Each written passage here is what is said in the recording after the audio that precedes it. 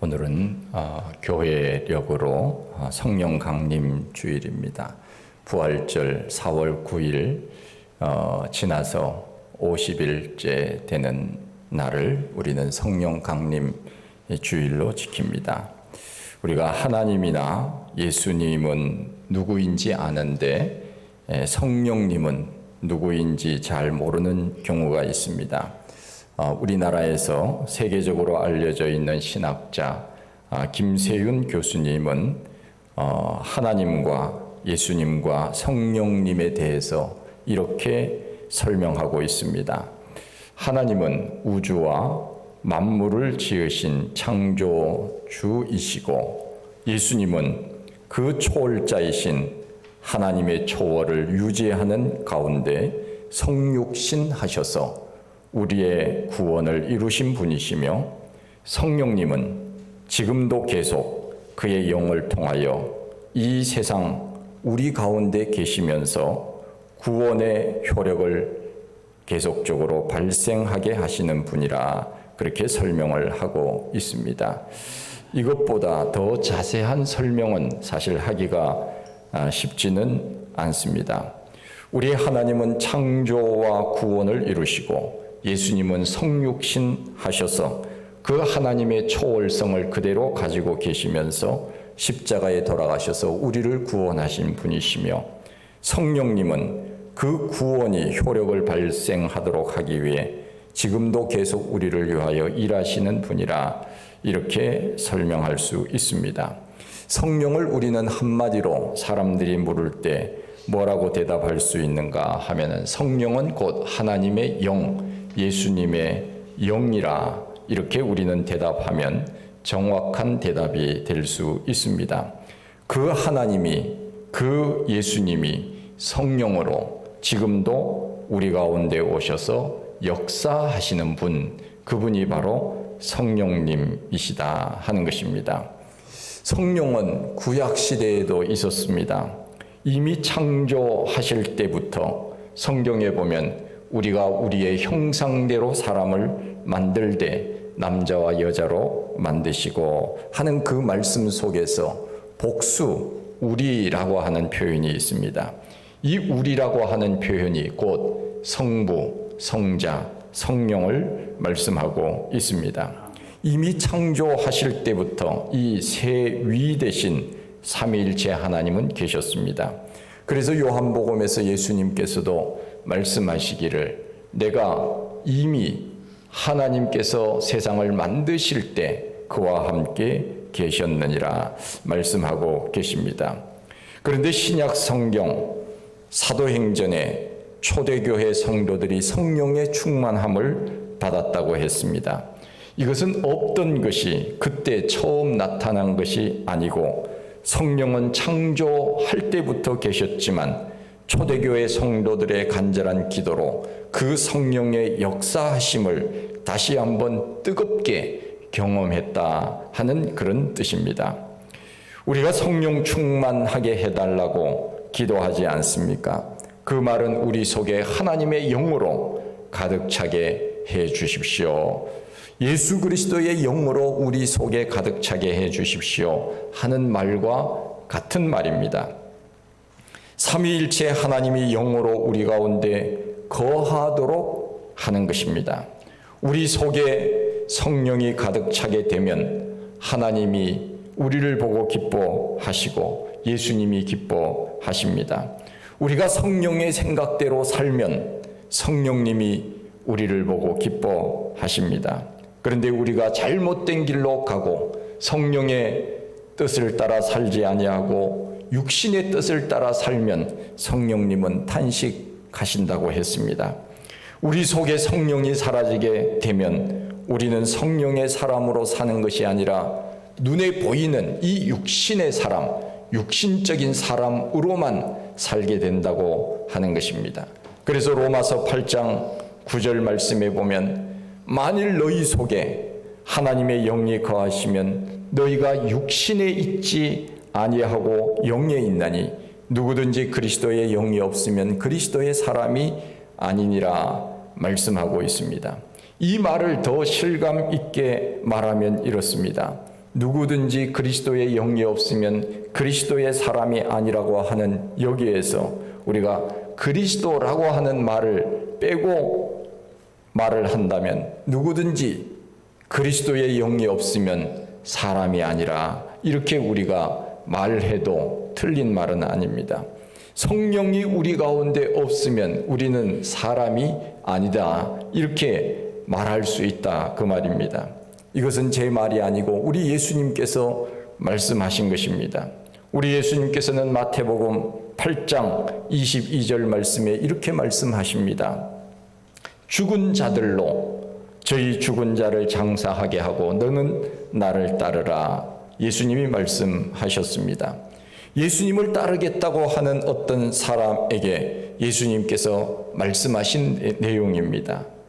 저는 아버지를 장사하고 와서 주님을 따르겠습니다. 우리 예수님께서 너는 나를 따르라고 했을 때 이 사람이 그렇게 말했다 하는 것입니다. 저는 우리 아버지를 장례식을 치르고 난 다음에 따르겠습니다. 그렇게 말했을 때 우리 예수님께서 대답하신 말씀이 바로 이것입니다. 죽은 자들은 죽은 자가 장사하게 하고 너는 나를 따르라. 그렇게 말씀하셨습니다. 보십시오. 분명히 살아있는 사람들입니다. 살아있는 사람들이 죽은 사람을 장사 지내는 것은 이것은 당연한 것 아니겠습니까? 그런데 예수님께서는 살아있는 사람들도 죽은 사람이라고 말씀을 하고 있습니다. 잘 이해가 되지 않는 부분입니다. 그런데 이것은 무슨 뜻입니까? 성령이 거하지 않는 사람은 살아있지만 죽은 사람과 같다는 것입니다. 무서운 말씀입니다. 어찌 보면 이것은 심판의 말씀과 같습니다. 우리가 살아서 우리의 일상의 삶을 살아간다고 해도 우리 속에 그리스도의 영, 하나님의 영, 성령이 우리 가운데 없으면 그 사람들은 죽은 자라 우리 예수님께서 말씀하십니다. 죽은 자는 죽은 자가 장사하게 하고 너는 나를 따르라 말씀하십니다. 우리와 같이 밥을 먹고 우리와 같이 잠을 자는 사람이 있다고 해도 그 안에 그리스도의 영 성령이 거하지 않는다면 그리스도의 사람은 결코 아닙니다. 그 사람은 그리스도의 사람이 아니라 육신으로 살다가 육신으로 끝나는 육신의 사람일 뿐입니다. 육신의 사람은 반드시 죽는다고 말씀합니다. 이것은 단순히 우리의 육신이 죽는다고 하는 그런 뜻은 아닙니다. 이것은 영원히 죽는다 하는 그런 뜻입니다. 우리가 잘 아는 대로 노아의 시대에 하나님께서 노아 가족 8명을 제외하고는 다 물로 세상을 심판하지 않으셨습니까? 사실 우리가 그 성경을 자세히 우리가 이 신약 성경에 대비해서 읽어보면 이렇습니다. 하나님께서는 살아있는 사람을 죽인 것이 아니라 이미 죽은 자들을 물로 쓸어버리신 것입니다. 우리 속에 그리스도의 영이 없으면 그리스도의 사람이 아니고 이것은 육신으로 살다가 육신으로 가는 그러한 사람일 뿐이라는 것입니다. 그리스도의 영, 성령이 우리 속에 거할 때만 우리는 진정한 사람으로 살아갈 수 있고 그 사람만이 그리스도인이라고 말할 수 있습니다. 그렇다면 우리는 그리스도의 사람, 성령의 사람입니까? 잠시 후면은 그것이 증명이 될 것입니다. 성경은 말씀합니다. 로마서 8장 13절 말씀에 보면 너희가 육신대로 살면 반드시 죽을 것이로되 영으로서 몸의 행실을 죽이면 살리니 했습니다. 로마서 8장 6절에도 이와 같이 말씀하고 계십니다. 육신의 생각은 사망이요 영의 생각은 생명과 평안이니라.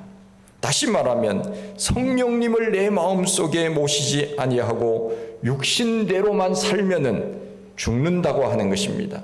여기서 죽는다고 하는 것은 우리의 육신이 때가 되어서 죽는다고 하는 그것이 아니라 계시록에 나와 있는 것처럼 이것을 우리는 둘째 사망이라 그렇게 말씀하고 있습니다. 둘째 사망은 계시록에 뭐라고 말씀하고 있습니까?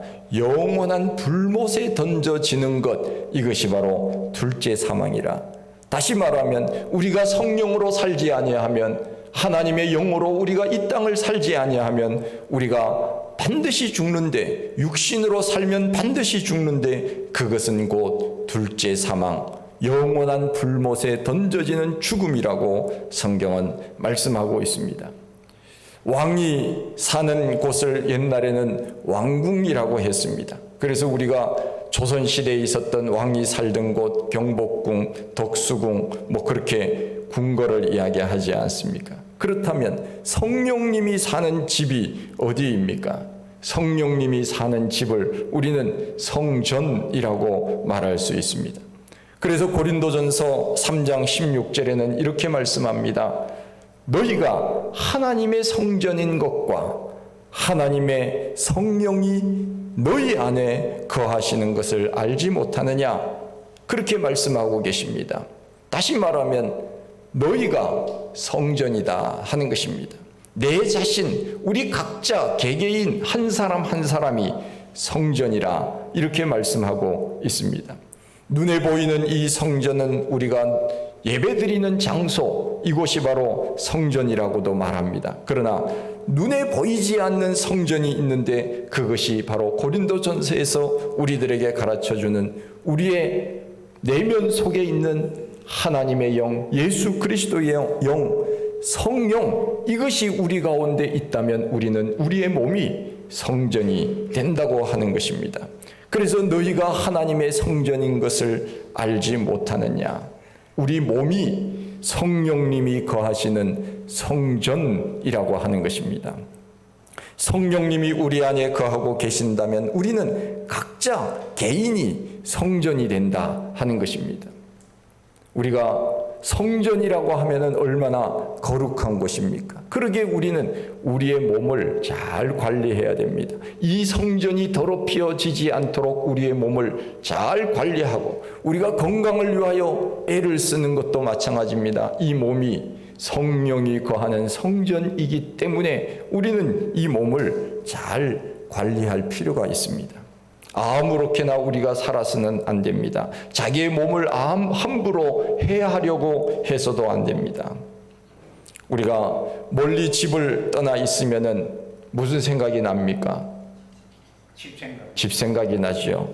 멀리 집을 떠나 있으면 집 생각이 납니다. 이 집 생각이 난다는 것은 무슨 뜻입니까? 건물, 이 생각이 난다는 것입니까? 그렇지 않습니다.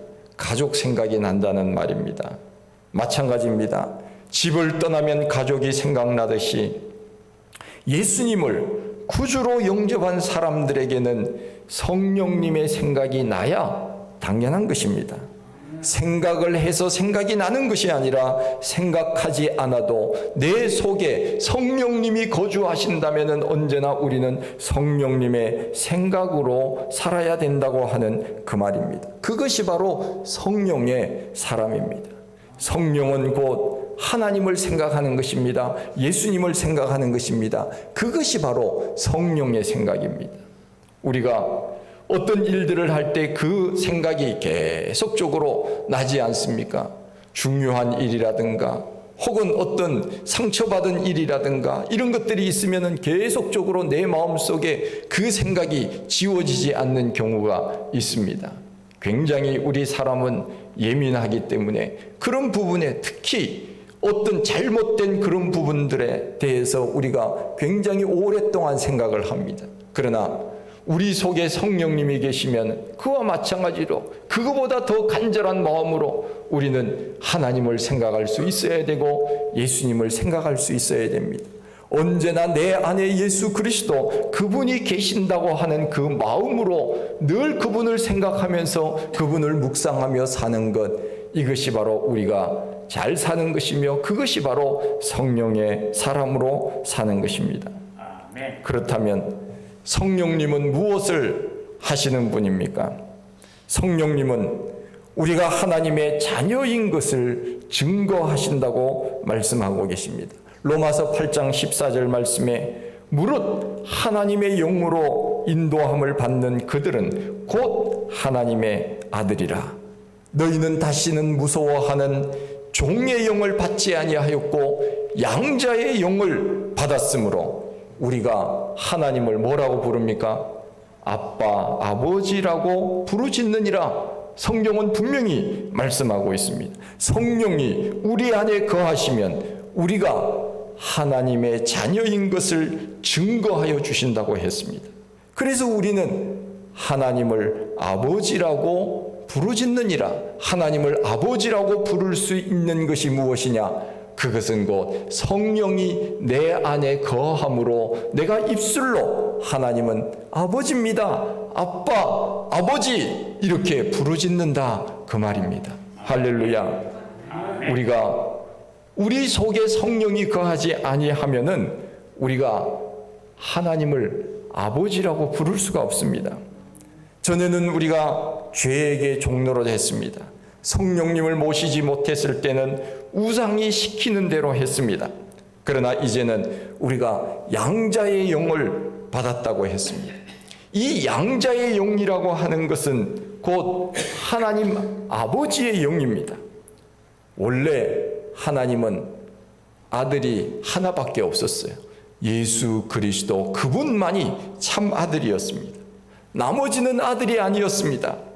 우리가 죄를 짓고 난 다음부터는 우리가 죄의 종로로 타면서 우상에게 시키는 대로 우리는 그 우상에게 따라가면서 그렇게 살았습니다. 어제 무슨 날이었죠? 저는 그날을 석시 생일이라고 이렇게 얘기를 하는데 이렇게 하면 안 되겠죠.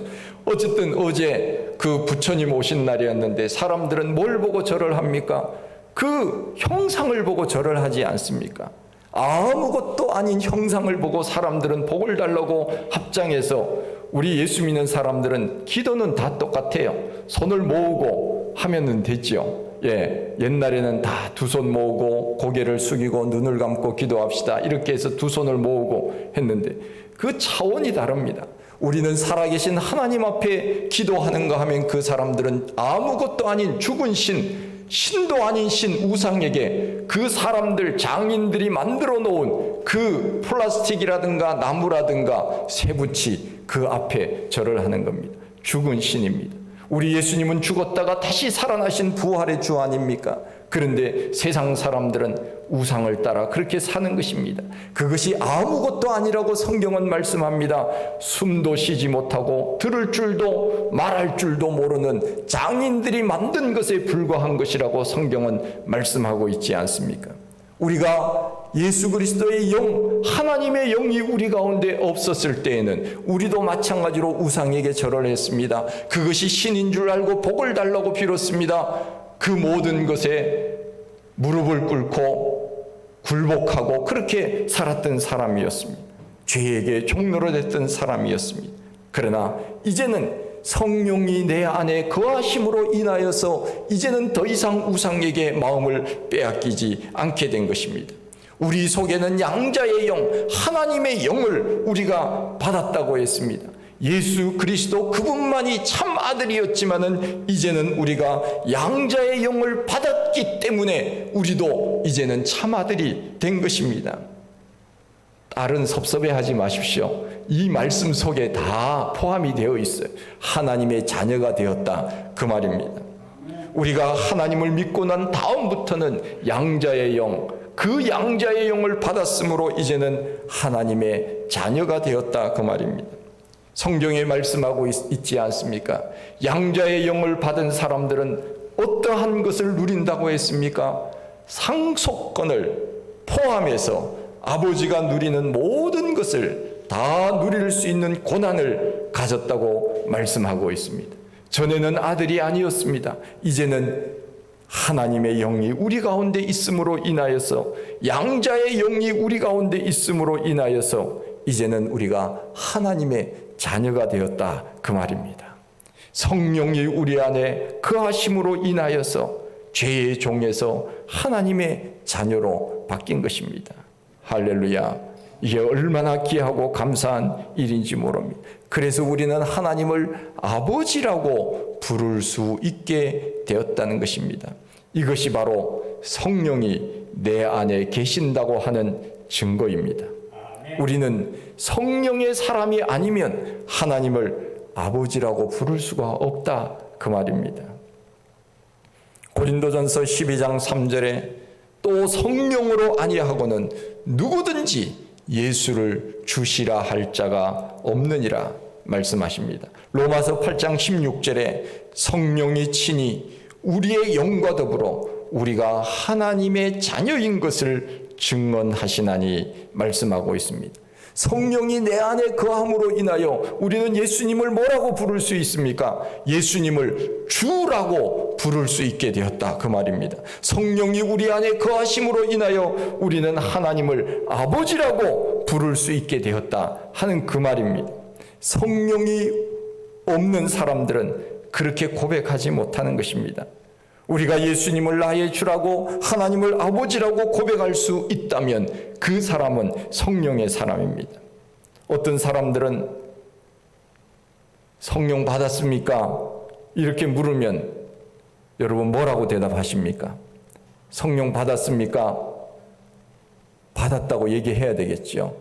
그러면은 언제, 몇 월 며칠, 몇 시 몇 분에 받았습니까? 물으면 어떻게 해야 돼요?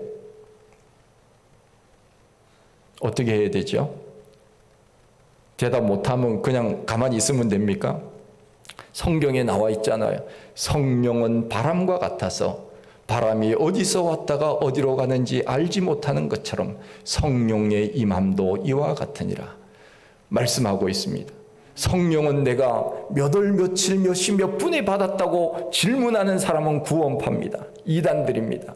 그러기에 성령이 내 마음속에 들어온 것은 우리가 알 수 없지만 그러나 내가 예수님을 주라고, 내가 하나님을 아버지라고 고백할 수 있다면 내 안에는 성령이 있기 때문에 그것이 가능하다 하는 것입니다. 앞으로 여러분들이 누가 물으면 자신 있게 대답하십시오. 나는 성령을 받은 사람입니다. 나는 성령의 사람입니다. 무엇으로 증명하느냐 물으면 내 입술로 하나님을 아버지라고 부를 수 있고 예수님을 주라고 부를 수 있다고 하는 것이 증명하는 것입니다 라고 대답을 하십시오. 우리가 기도할 때 아버지 이렇게 기도하지 않습니까? 아버지. 어떤 사람들은 아버지 그렇게 기도해요. 전에 소망교회 담임을 하셨던 김지철 그 교수님, 제가 그분 밑에서 많은 과목을 배웠는데 그래서 교수님이라고 이 말하는 것이 더 편한데 그분이 그런 이야기를 하시더라고요. 그 본인은 그 아버지가 어렸을 때 그야말로 아버지를 인식하기 전 한 2살인가 뭐 그쯤 돼서 돌아가셨대. 그래서 본인은 늘 살아가면서 사람들이 아버지라고 부르는 것이 그렇게 부러웠는데 내가 예수를 믿고 아버지를 한없이 부를 수 있어서 나는 너무 행복하다고 그런 이야기를 설교 시간에 들은 적이 있습니다. 그렇습니다. 우리는 기도할 때 아버지 이렇게 기도하지 않습니까? 아버지 그 속에 우리의 마음이 다 포함되어 있는 거예요. 그래 내가 너 마음을 안다. 내가 너가 무슨 기도 제목이 있는지 안다. 내가 너가 무슨 고민이 있는지 안다. 우리의 아버지는 내가 그 아버지라고 부르는 그 말 속에 아버지는 다 알고 있는 거예요. 자식이 무슨 생각을 하고 무슨 고민을 가지고 있는지 다 아는 거예요. 그래서 우리는 하루에도 몇 번씩이라도 불러야 됩니다. 하나님 아버지 그렇게 불러야 돼요. 할렐루야. 그러면 우리 마음속에 평안이 있습니다. 아버지께서 그 넓은 품으로 우리를 안아주시는 것입니다. 우리가 위로를 받을 때 어떻게 위로할 수 있습니까? 그야말로 힘들고 어려울 때는 위로받기가 어렵습니다. 그러나 누군가 내 옆에 있어주기만 해도 위로가 될 때가 있습니다. 누군가 내 등을 도닥거려 줄 때 위로가 될 수 있습니다. 하나님께서는 언제나 임마누엘이 되셔서 영으로 나와 함께 계심으로 인하여 우리는 그 아버지라고 부를 수 있는 양자의 영을 받았으므로 언제든지 그분을 우리는 부를 수 있게 되는 것입니다. 믿지 않는 사람들에게 물어보십시오. 하나님을 아버지라고 부를 수 있는지, 하나님을 아버지라고 불러보세요. 저 따라 한번 해보세요. 하나님 아버지 따라서 해보세요. 이렇게 물으면은 안 믿는 사람들이 따라서 할 수 있을까요? 예, 그냥 억지로는 하겠죠. 그러나 마음속에서는 하나님을 아버지라고 결코 대답하지 못할 것입니다. 왜냐하면 성령이 없는데 어떻게 아버지라고 부를 수 있습니까? 여러분, 남의 아버지를 아버지라고 부를 수 있습니까? 부를 수는 있겠죠. 그러나 쉽지는 않을 겁니다. 억지로 마지못해 부를 수는 있지만, 그러나 우리가 하나님을 부를 때는 마지못해 부르는 것이 아닙니다. 우리가 하나님을 아버지라고 부를 때는 그야말로 너무나도 자연스럽게 나오는 것 아닙니까? 여러분, 억지로 나옵니까? 자연스럽게 나옵니까? 자연스럽게 짜짜로니 그러면서 너무나도 자연스럽게 나온다면 우리 속에는요, 성령이 그야말로 엄청나게 많이 내주되어 있는 거예요.